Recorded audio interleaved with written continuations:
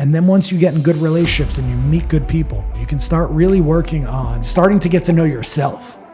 Other than that, you're in your primitive brain. You're trying to figure out how to get food, water, shelter. Yeah. That's primitive brain stuff. You're an iguana at that point.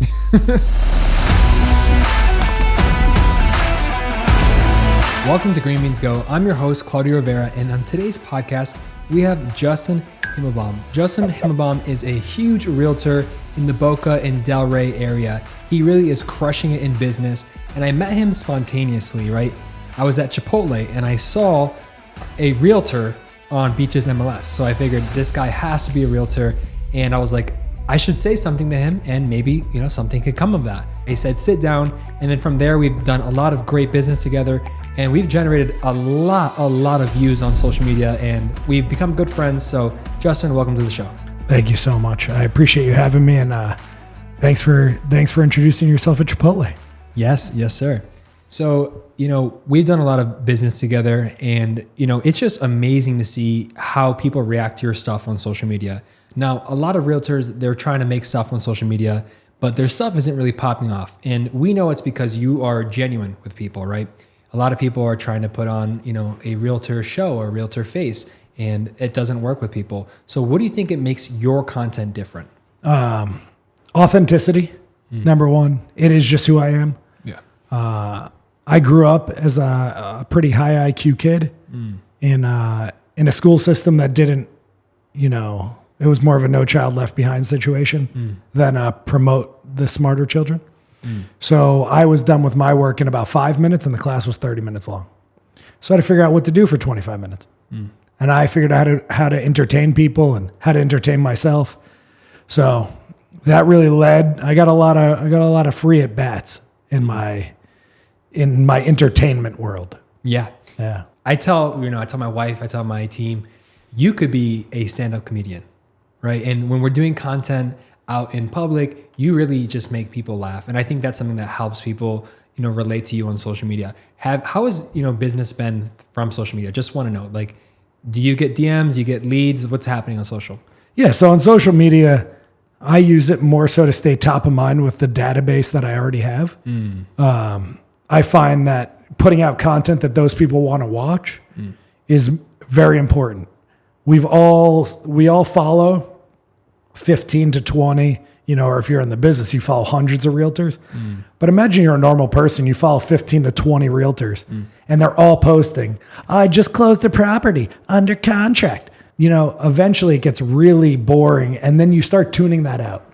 What we know about the algorithm, right, is that the more you can get people to tune in and stay watching your content, the more the algorithm's going to show them your content because it clearly shows that you like that person's content. So super important is to not lose the people that are already following you. Yes. If someone's following you, yeah, don't post stuff they're not interested in. So powerful. That brings me to a really powerful point, right? Which is maximum 5% of your database is looking to move at any given time. Maximum 5. It's probably more like 1 to 2% of your database.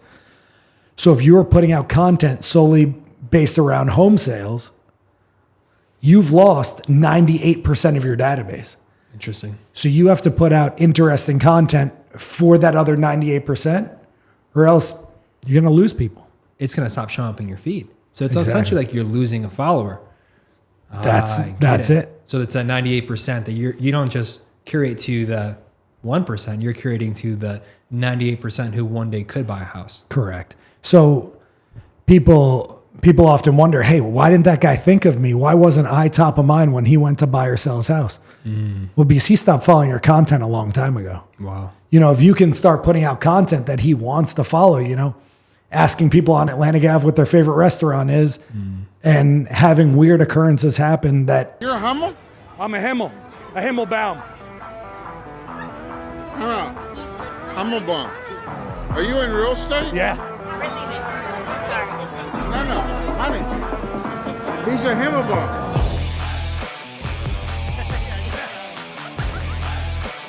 He's a Himmelbaum.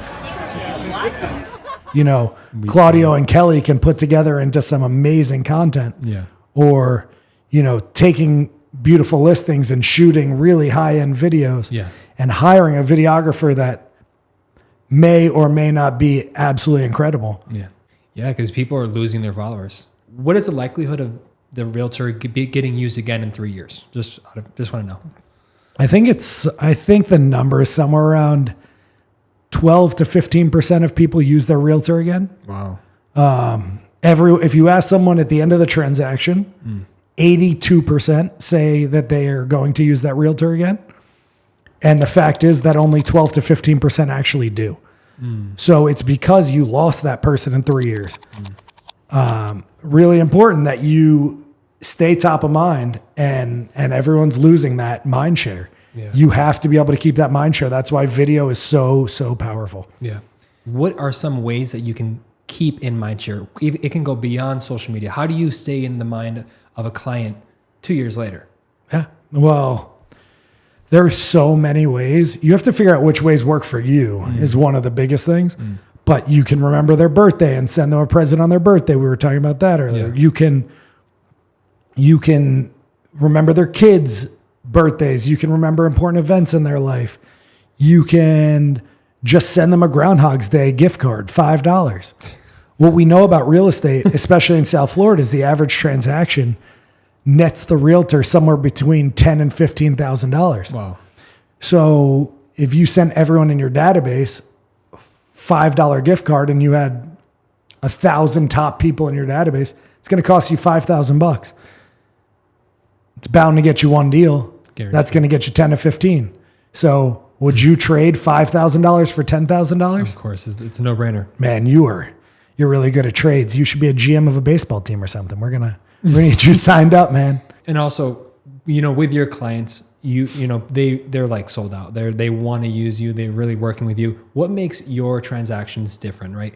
A lot of agents are doing, you've helped. How many families did you help last year? Last year we helped 70 families. Wow. I mean, that's a lot of families, right? So how do you get it to the point where people are referring you and people they're sold out. They want to work with you? I interviewed everyone that I could find that had bought or sold a house. Yeah. And I basically said, hey, what was the missing piece for you about your realtor? And they all said communication. They felt lost. Wow. So what we try and do is make the transaction seamless for the client, make sure that they never feel lost, make sure that we're reaching out to them twice a week, even if they had no showings on their property. Hey, there were no showings. This is why we think that happened. Wow. This is what's going on in the market right now. We don't want you to feel like I'm out playing softball on the weekends, not thinking about your property. The truth is, I am thinking about your property and I'm out doing whatever the heck I want. You know what I mean? I'm not stuck in an office. I get to live the life of my dreams, but I also get to help the people that I want to help and that need my help. So it's a really amazing, I don't know what it's the like right a word dance. is. Yeah, it's really cool that I have the ability to live the life of my dreams and help other people live their dreams by netting the most money from their properties. You mentioned softball, right? And this is something we follow you on social media. We work with you a lot. We do a lot of business together, but we see that you don't just work hard, you play hard. It's not very common, right? We do see a lot of top producers, who do enjoy their life, but a lot of people just get stuck in the hustle. So what about, you were in London, like a week ago, right? You're everywhere. So why do you value time off? Why do you value like fulfilling times in your life? We are on this planet to enjoy ourselves. We are on this planet to have a great life. We're not on this planet to work ourselves into the ground. We can help people, and being of service is one of the qualities that I think humans need to survive. But another one is to decompress, to sit down, to go sit in a park for a few hours. You have to do that kind of stuff. And the American hustle culture really preaches that we shouldn't be doing that. You should be working harder. The American society pushes, oh my God, I worked a 16-hour day, not, oh my God, I got X amount done. Okay. So if you worked a 5-hour day and you did more than the person who worked the 14-hour day, America really pushes, oh, that 14-hour person, that's the person you want on your team. And it's just not true. You want more dedicated people? Yes. But You want people who can execute on their job. So if I can execute on my job in 3 hours a day and go live the other 21 hours like there's no tomorrow, Yeah. it's probably what I'm going to do. Is that what you do? That is what I do. How do you have that hyper focus? Are you doing 4 hours of work, 3 hours of work? How do you get so much done? Super effective. I don't have a good answer for that. It's just how I've always been. I'm effective when I work and I'm effective when I play, right? Mm-hmm. I'm constantly playing tennis or pickleball or soccer Yeah. or, reading books about how to be a better boyfriend or husband or father. I don't even have kids, but I want to be that. So Yeah. I'm going to figure it out. One of the keys to life is being learning based, to look at the people who've come before you and use that as knowledge to predict how your life's going to play out. We don't have to reinvent the wheel. The wheel's been invented for a very long time. You just have to go figure out who's using that wheel the best, go follow them, and go run the wheel the best. So learning from experience. Yeah, learning from other people's experience. Why learn from your own? That's right. a sucker's game. Who have you learned from? Is there somebody that, I'm really inspired by Steve Jobs. I think he's such an innovative person and just really inspiring as a business person, right? Who inspires you? That's a great question. Who inspires me? I think the people who inspire me the most are my brothers. I've watched two people come before me. They're 8 and 13 years older than me. My middle brother, super successful, really great father, works so hard, but kind of works himself into the ground a little bit. My oldest brother, the most selfless guy that I've ever met in my life, incredible father. Watching them two do life has been amazing. Yeah. I've also had some good mentors in real estate. Yeah. Those people really taught me everything they knew. Yeah. And that was a huge jumpstart. And then I've gotten coaches. I've hired people to help me, Yeah. right? People are hesitant to invest in themselves. Everyone's so quick to invest in doggy coin and they won't invest in themselves. Yeah. What do you know about doggy coin? Nothing. And if you believe in doggy coin more than yourself, Yeah. if you're willing to invest in doggy coin and not willing to invest in yourself, what does that say about who you are as a human? You should be putting money into taking courses, learning more about whatever you're passionate about. Yeah. And then you can become the best money producer for yourself. Doggy coin ain't going to make you rich. You can make yourself rich. Having a coach, is whether you're having a real estate coach or somebody that's helping you with career success, life success, it goes a long way. It goes a long way because then you're not just, you kind of have somebody else there to, give you some guidance. Have you worked with more than just a real estate coach personally? I take coaches everywhere. Everywhere I go, I watch Claudio, when we go on a shoot, I'm watching everything you do, right? I'm tuned in. Yeah. Okay. Why would he do that? Okay. I'm just constantly watching and observing and okay, this is how this realtor does their follow-up through their transaction. Okay. I should take that. So the key to mentors isn't to do everything they do. Yeah. The key to mentors is to figure out what they do well and do that. And then take the rest and throw it out and find a mentor that can help you with that other stuff, right? I've had mentors that, taught me everything about lead generation, all these great ideas. But when it came to living a personal life, I didn't want to be them. Yeah. Fair enough. Right. And I've met people with amazing personal lives who, when at the end of the day, I don't want to run their business. So you have to figure out what works for you. And if you aren't willing to fail a lot, it's not going to happen for you. You have to be willing to fail so much. The fear of failure is certainty to make you fail. Yeah. You will 100% fail if you are afraid of failure. Failure is the greatest opportunity. Feedback is the greatest gift you can get. So go out there, fail. You're going to fail. I fail as a boyfriend almost every day. But I ask my girlfriend, hey, what could I have done better today? How can I be a better boyfriend? That when you have that want to, and you're willing to fail and you're willing to go out there and take that feedback and use it as a gift. Yeah. Feedback, man, it's the best gift. So many people are afraid of criticism. Criticize me all you want. Tell me everything I'm doing wrong. And then I'll decide which ones I want to fix, what advice of yours I think is smart. Yeah. Give me that opportunity. I hate it. I loathe when people just say, oh man, no, everything was great. And in the back of their mind, I know something wasn't great. There was something a little bit off that I could have changed, but they wouldn't give me that gift. Yeah. They wouldn't give me that opportunity to become a better person. And that irritates me. You know, one of the best conversations I've had with a client was, you know, after doing business for like 8 months, and she gave me really honest feedback, right? And I really thought about that, and we made the changes that need to be made. What's a time that you can remember where the conversation was uncomfortable, the client gave you feedback, but like it's been a game changer since then because you made the change? All the time. And I have to reach out to this person because I never told them in the moment because my ego was there, right? I was a newer agent. Yeah. So my ego was just so big that I couldn't see past the weeds. But one of my clients, I would always text her, even about big things in the transaction. Sure. Because I was afraid. And she told me, she said, at the end of she said, you have to pick up the phone and just call. And from that day on, I didn't call. But maybe like a year later, it finally kicked in. Yeah. You know, and listen, we have egos and you don't know in the moment, right? It's like biases and all these things. We don't know we have them. We don't, unless other people help us through these things. So why not be a society? Why not be a village and all help each other become better?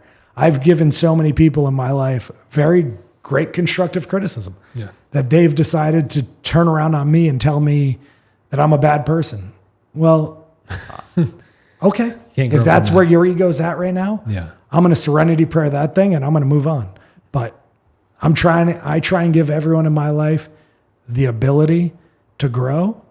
I have definitely grown in my ability to give feedback. Making sure that person's open to receiving that feedback is important. I know a lot of people are like, man, I've just tried to give you feedback. And it's like, no, you are an asshole. And so you gotta walk that fine line. But, fair enough. Yeah.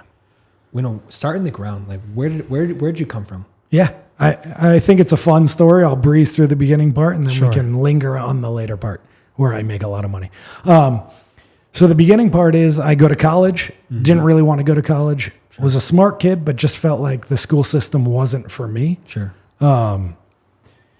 Go to college. My parents lose their job about a year or two in. It's the recession. We're talking 2007, 2008. Yikes.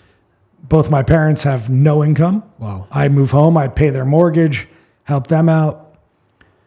I get stuck in the restaurant industry, making about $500 a week, serving tables at a mom and pop restaurant. How old are you? That was from 21 to 26. At 26, I make the decision, hey, I got to do something else. This isn't going to do it. I'm living at my mom's house. Really?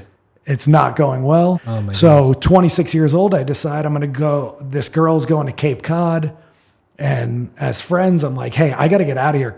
Is there another spot for me to work in Cape Cod? Wow. In restaurants? And she's like, yeah, absolutely. Nice. So I go and I work in Cape Cod for a summer. It was okay, but it at least got me out of that 5 years I was at that same restaurant. Yeah. And then when I came home, I got a job at Park Tavern, which is in downtown Delray. After 9 years of college, I'm done. I leave Park Tavern to go try other things. And then I swindle my way into a bartending competition when I'd never bartended before. But I really wanted to be a bartender and I couldn't figure it out. But I'd met a lot of people in town and become like somewhat of a somebody. As much as a server can be a somebody in town, I'd become that. And so I conned my way into this bartending competition, had never bartended, had read one book about bartending and said, hey, can I be in it? And they're like, yeah, absolutely. Okay. So I went and I was in this bartending competition and the owner of Park Tavern saw I was in this competition and he was like, hey, we need a bartender. You want to come back and bartend? And that was my dream job. I thought I was done. I was going to do that till I died. Wow. That's about 28, 29. Right. Did that for 2.5 years. And then decided, man, I want to be a dad. Like being a dad means a lot to me. I'm about 30 when I make this decision, about 31 when I finally execute it. But I said, I want to be a dad. I can't do this. This isn't going to work. I'm not going to not put my kids to bed at night. Yeah. I'm not going to miss my kid's soccer practice because I have to work brunch on Atlantic Avenue, right? That's not how my life's going to go. No. But too many people were getting DUIs and I didn't want to be part of that anymore. So I wanted to be a dad. I didn't want to be around all these people getting super drunk, ruining their lives. So I decided, hey, let me try this real estate thing. I know there's a low barrier to entry, right? It costs about $2,000 to become a realtor. Yeah. You do a 63-hour course. It took me about 3 weeks and I was a realtor. Wow. Super simple. And after a year, after my first full year in real estate, I'd sold, I think, 9.6 million in volume. That's great. Made about $260,000. And I was like, okay, I might be good at this. Hold on. Because you're talking about 10 years in the restaurant business. Yeah. That's crazy. Yeah. So you worked hard and you probably, were making that every few years, right? All together. So, and probably all of my serving and bartending together, Yeah. I probably made less money than I made in 2021.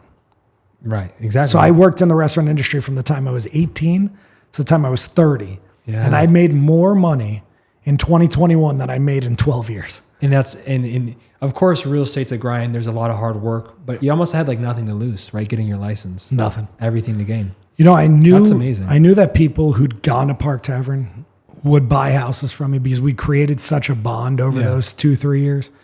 And it worked out exceptionally well. And those are some of my best clients still today. Really? So you got a lot of those leads starting from Park Tavern. That's amazing. Of course, most of our business personally comes from Instagram, right? Yeah. We're sold out on Instagram, but something we don't use, and maybe a lot of realtors overlook this, right? I've heard you tell people that you can't have any more Facebook friends. You have 5,000 and that's the max you can get. Yeah. How much business have you got from Facebook? It's probably where I get most of my business from. Yeah. It's hard to tell whether it's Facebook or Instagram. Yeah. But I'm very database driven. Yeah. So it's people that already know, like, and trust me. Mm-hmm. And I just have to stay top of mind with them and prove to them that probably the best one to sell their house because I care the most. Yeah. And I'm going to work the hardest. Yeah. And I can promise you that, right? No one is going to outwork me and no one is going to care more about you getting what you need for your property. Sometimes that means having hard conversations with people, and that's never fun. But as my coach says, hard conversations, easy life, easy conversations, hard life. So if you skip those hard conversations, you're going to live a life of misery because in those hard conversations are everything you need, right? So I'm not afraid to tell a seller, hey, listen, this is just what's going on with your house. This is where the market's at. What do you want to do? Because at the end of the day, it's not it's in no way, shape, or form my decision, right? Yeah. But I'm there to inform them and there to be a resource to them. So I'm not just there for the commission. Oh, well, we'll see what happens with your house, honey. I'm there to really make sure that we're helping as much as we possibly can. This is really important to people. And I think a lot of realtors lose sight because you kind of gamify it and you're like, oh, it's 10,000 commission here and 25,000 commission here. Yeah. But the truth is that this is these people's homes. This is their livelihood. This is the money that they're going to use in their retirement. Yeah. This isn't a joke. So you care. Yeah, I try. What was it like going from not having any money, really from your 20s up until until you were 30? Like that's a long time to go without, seeing, in terms of American success. And then all of a sudden getting flooded, right? After your first year, probably going to your second year, most likely was very lucrative. So what is it like going from no money to like being rich? It's a lot of imposter syndrome, right? Like I feel like an imposter sitting right here, right now. Yeah. But every day I wake up and I cry. Really? It feels fake. I'll probably cry right now. Okay. None of this feels real. When you've been in a place so long, it's hard to imagine that you're not going to be right back there tomorrow. So every day I wake up with extreme gratitude, and I'm dedicated to making sure that other people get this opportunity in their life. So I love to share and I love to help others get here. Yeah. And that means a lot to me. It's really weird. It's weird to make money and see how others react to you. The common thing is you've changed. You're not who you were, right? And I don't get that a lot, but I have changed. Yeah. And I hope all my friends change. I posted this the other day, right? I hope everyone I know changes. To not change is the problem. Yeah. I don't know where this idea comes from. Oh, you're not the same person you were when you were 15. Of course not. Like, is that what, was that at some point what we were hoping for? No, of course No, not. I don't think so. So really the personal growth has been the best part of all this. Yeah. Because when you're able, right? It's like Maslow's hierarchy of needs. I don't know if they still teach that in schools, but They don't. fair. But it's like you need food, water, and shelter. Yeah. And then there's more things, right? Yeah. Self-actualization at the top. So if you're ever worrying about where your next meal is going to come from, where you're going to sleep tomorrow night, or how you're going to drink water, Yeah.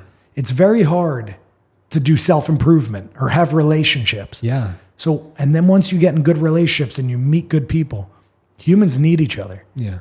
Then you can start working on self-actualization. You can start really working on starting to get to know yourself. Other than that, you're in your primitive brain. You're trying to figure out how to get food, water, shelter. Yeah. That's primitive brain stuff. You're an iguana at that point. You really have to figure out how do I get out of this situation? So when you're in that situation, that's all you can think of. And so it's very easy for people like me who now have money to say, oh, well, you should be reading these books about how to be smarter and how to self-actualize. But when you're trying to figure out how to eat dinner tomorrow night, that's not so easy. So I think you definitely need a job. You need to figure out how to get a job that pays you enough that you can get to a place where you can start to really think about that next level. Yeah. There's a really good book that I highly recommend. Talk about It's it. called How Will You Measure a Life by Clayton M. Christensen. He's a Harvard Business School professor. He was a consultant before he was a professor, so a very established person who then became a professor, which I think we need more of. But he explains how to pick the job you want, how to then pick the relationships you want to be in. Those things are so important, and we don't take the time as a society, as people, to really think about, like, what are we doing with our lives? Why did we pick this job? Usually it's just because it's the easiest job to get. Yeah. And they stay there. Yeah. You know, what's interesting is, of course, you know, you went from broke bartender, even worse, a server, right? Like not making anything, to doing really well. But what I find interesting is you're very humble. For you, money, it's no longer a worry. But what I find really interesting about you is you don't really like focus on it. You know, you're not driving a Ferrari. You value life much more than money. Why is that? What is money? Why does it matter? You know what I mean? Yeah. You buy a Ferrari? What are you happy for a day, a week? Yeah. Can't buy happiness. Did you ever try to? You ever try to buy happiness when you started? No. No. It's just not my thing. not My your thing has always been experiences, free time, Yeah. spending time with loved ones. Yeah. So I take my money and I work on those things. So I play a ton of tennis. I have a tennis coach. Nice. Play pickleball, play soccer. This is what I do with my excess money. I love it. I travel. I do like to travel. Yeah. So, but even when I travel, I don't stay in the nicest hotels. I know. Yeah. I stay in a crappy Airbnb. You're casual. Yeah, because what does it matter? You're casual. I want to be in the location. Yeah. Because time is the most expensive thing, right? There's no other asset that is just completely non-renewable like that. Once the time's gone, like that minute we just had, it's gone. So if I don't spend it being present with you here, Yeah. I've just lost a great opportunity. Yeah, I love it. And I really see it. You know, you don't just say that and then live a different lifestyle. You really do value people. You do value your clients. You value life. Is there anything, you know, beyond real estate, beyond, you know, finances, is there any, you know, advice that you give to your younger self because you've come so far? I mean, it's the advice I got the whole time I was younger, Yeah. which is none of this is that important, right? Go ask out the girl that you think is cute. Go play this, go fail, go play the sport that you want to play. Go take the singing lesson you want to sing. Go do it. You know, I wanted to take singing lessons when I was like 7 or 8 because I thought it'd be fun. But I was so afraid my neighbor, who was my best friend, would see me taking singing lessons, like he was going to know it was the singing coach that was coming over, that I was afraid to do it. So I didn't do it. I took piano lessons instead, which I just hated. Yeah. You should have taken singing lessons. I should have. Okay. And then my last question for you is, because I know that, I've met your clients, so, they're really close to you. If this was your last day, what would you want your clients and your friends to know about you? Or what would you want them, what's your last message? That they're enough. I guess that I know that's pervasive throughout the culture right now, that you're enough. Yeah. Like you don't have to, you can be worse than me, better than me. You're not in a competition with me. Yeah. You're not even in a competition with yourself. Yeah. Just enjoy today, whatever it is, give your best. Some days I don't get out of bed because that's what I can offer that day. And some days I take over the world, but it doesn't matter. Yeah. You don't win or lose. This is an infinite game. You just die it's over.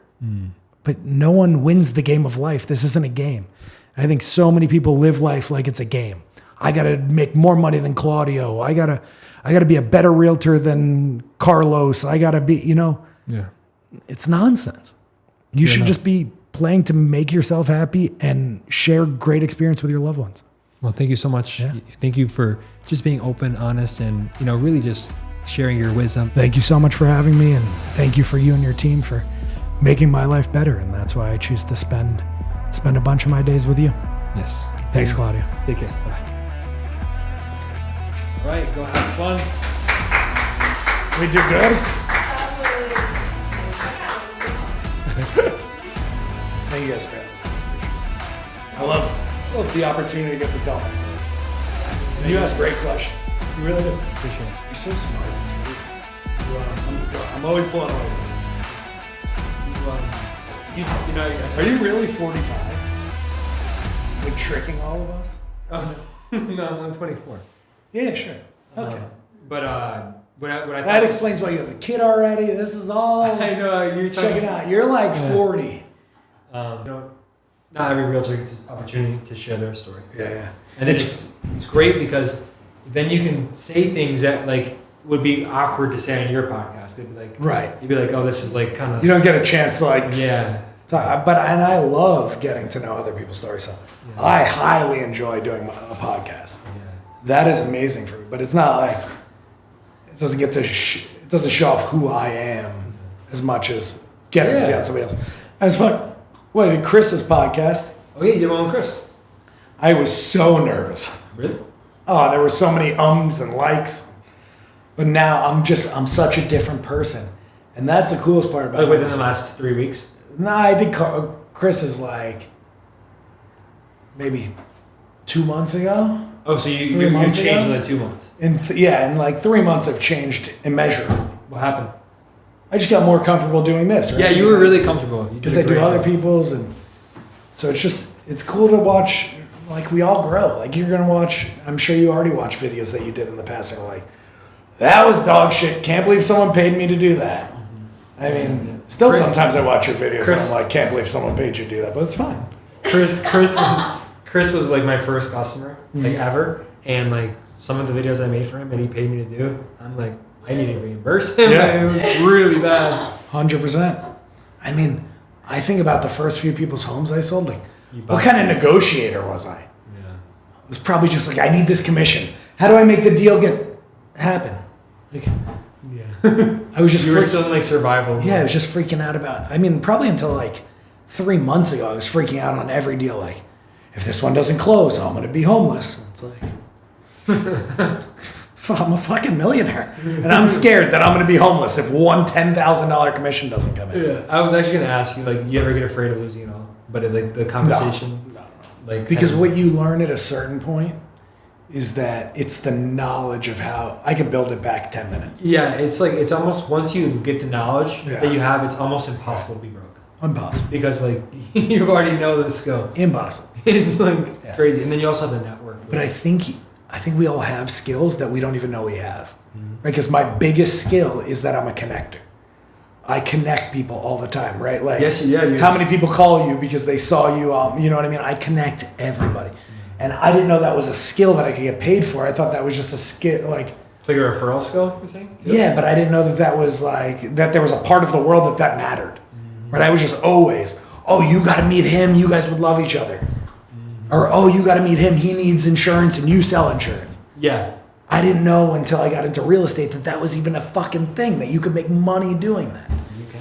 And now I make fucking dick tons of money just by being like, connecting. Yeah. Because when I connect somebody, what people don't realize is if, like, say Kelly's are normal, you don't know each other, right? Kelly's got a business where she sells seashells by the seashore, and she wants to do a video, and she puts it out on Facebook. I need a videographer. And I say, oh my God, Kelly, you got to meet Claudia, right? Kelly then uses Claudia. The video comes out amazing. She now trusts me so much more. I have a client who I wasn't, I'm not really sure if he would have sold his house with me again. But the other day, he just put it on Facebook. I need an AC, got my AC blew. I was the first one to respond. I said, hey, I texted him. I just said, hey, call Joe Rogers. Joe Rogers was at his house in 2 hours, fixed his AC. Now this guy is like, why would I have ever put that on Facebook? I should just text you. Right? And now he's so connected to me. And then, I had him on my podcast. And now it's like, that guy's not going fucking anywhere. No, and if anybody says realtor, now I've had him on my podcast. He knows that I'm trustworthy with that. I've already sold him a house. He knows I can do that. Yeah, the podcast is like, we have a similar advantage with that because once you've shared someone's story, especially if you do it really well, it's impossible for them to imagine using another realtor. But just got to keep right. But one thing I say to you, and I know you won't because you're so professional, but don't ever lose it. Don't ever lose the hustle and the professionalism you have now. Now you can hire other people, but you have to make sure they have that same fucking standard. Yeah. If you can't hire somebody who takes the best video in the world, but they're not good with the clients, because your superpower is how good you are with your clients. Thank you. Don't ever forget that. Your superpower is in the video, because none of us can fucking tell. Right? No, they can't. We're just super nerds. We're right. Yeah. We don't know the difference. This was shot in 60. This was shot 120. Right, and we don't know. No, and same with your clients. They don't know the difference. They don't. They don't know what goes into it. They're like, yeah, can you just write? You could do it with your cell phone. I swear to God, you should try this one day. Do a photo shoot for some realtor, not me, you motherfucker. But do it with a cell phone. Yeah. Just get a gimbal and a cell phone and you know what I mean? And just go fucking do that. And I bet you they'll be like, oh, Claudio, you're so great. It really comes down to the clients. We don't fucking know. It's all about clients. Yeah. It's all. Why do people hate Spirit? Because something goes wrong and you call and you just go in a circle for 6 hours. You feel like a fucking, you feel like an autistic hamster. Yeah. No, I hear you. It's all about the They've actually gotten so much better because they heard this feedback. JetBlue's become Spirit. It's so bad. I would rather fly Spirit. JetBlue used to be the best. 100%. JetBlue is a dumpster fire. Yeah. It used to be the best one. Guess what? JetBlue bought Spirit. And I stand by Spirit. Spirit's amazing. I fall asleep. I get there. They've been so good lately. And so they changed their customer service. Yeah, and it's almost like I had an issue. Yeah. And the guy, he was like, "Oh, do this QR code. You can text them. They text you back." And they dealt with my entire issue via text. Yeah. And they credited me back my whole flight. Wow. It was like, I booked a flight. I was at the airport. And I literally booked. It was the 26th of April. And I booked the 27th to the 30th. And I was like, 2 seconds later, I was like, fuck me. I need the 26th through the 30th. I'm here. It's the 26th. I need the fucking flight today. Right. So I had to buy the 26th through the 30th as well. And I was like, hey, can I get that 27th back? And they were like, no, we can't do it here. But if you text this number, they'll do it. Wow, nice. And I texted the number and boom. They took care of it. By the time my first flight was done, it was like 3 hours later, I had that money back in my account. Well, thanks for that feedback. We do care about the customer. That's it. And Lydia cares. Go that extra mile. Keep doing it. Kelly cares. Like I said, just send things on their birthdays. Just do little things. No videographer does that. When's your birthday? November 15th, 1986. Olivia knows what to do. That's amazing. But you know what I mean? No, yeah. Just do little I things. learn a lot from realtors. Yeah. even today, I was shooting for Illustrated Properties. They interviewed like their top 5 realtors, and I shot all the podcasts. And every single one of them, the president was like, "What makes you stand out? Like, what's one thing that you do that very few others do?" And they all said urgency. Like, they get back to their clients. And then I remember there was a client I haven't responded to in like 3 days, and I was like, I responded right away. I was like, and sometimes we're afraid because we don't have the perfect answer or something, so we don't respond. Just say, "Hey, I'll get right back to you. I'll do something." You know what I mean? yeah. But that urgency that all the top producers doing, you know, like we just don't have 100 million. time. I don't have time to keep it in my mind that I need to remember that you need to text me back, right? I need it done now because I need that task off my computer. I need that, like, think of tasks as tabs on your computer screen. Too many tabs. I have 50 open. And if you become one of my open tabs, eventually you piss me the fuck off, right? Yeah, fair enough. Because I want these tabs closed. Yeah. A cluttered kitchen is a cluttered mind. A cluttered fucking brain is, if it's fucked, you can't do anything else. Yeah. You're not happy in your romantic relationships. You're not happy in your friend relationships. If your house isn't cleaned, if your fucking tasks aren't taken care of. What do you do for people's birthdays? You talked about it a little bit, but like, what's something you like to do on people's birthdays? For clients. For clients' birthdays, we just call them. But for their home anniversaries, we send them the chocolates. Does it blow their mind when you call them? Oh, yeah. Really? Most realtors don't do that. Never. But most people, right? Most people never get to use a different realtor, right? That's one of the craziest things about our profession is it's not like you don't get to use 5 realtors and go, "Oh, the experience with this realtor was so much better." Oh, because Most people buy 5 houses in their lifetime.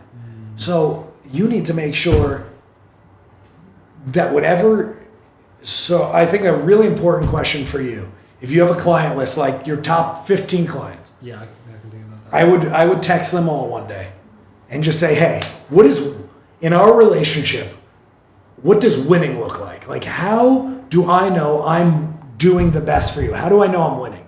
What does it look like to you?" Mm-hmm. Because they're all going to be different, right? Different answers, yeah. So some are going to say, "Hey, I want to know that if in 30 minutes I need a photo shoot that you could be there," right? Mm-hmm. Another one's going to be like, "I want to make sure, I want you to have the best cameras and I want to know this is going to be the best shit." Hey, another one's going to be, "I want you to post, when you take a video of mine, I want you to post it all over your social media because I want your audience too." Yeah.